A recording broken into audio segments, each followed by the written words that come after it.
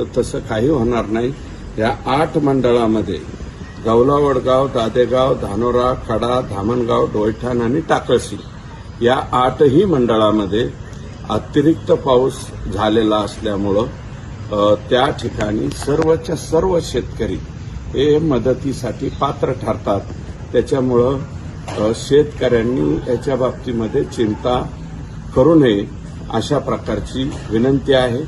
आणि प्रत्येक आमचा कर्मचारी, मग तो तलाठी असेल, आमचा ग्रामसेवक असेल, आमचा कृषी सहाय्यक असेल किंवा हे कर्मचारी तिथे पंचनाम्याला गेल्याच्या नंतर माझ्याकडे अगोदर चला अशा प्रकारची ओढाओढी त्या ठिकाणी काही ठिकाणी होते। अशा प्रकारच्या कंप्लेंट्स इथे येत आहेत। तेव्हा 2 दिवसात किंवा 3 दिवसात हे पंचनामे होणार नाही।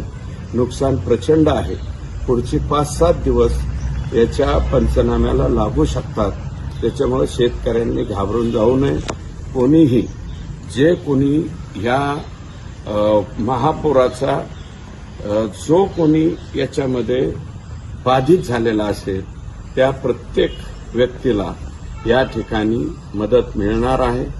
त्याच्यामुळं कोणीही गडबड करू नये अशा प्रकारची विनंती।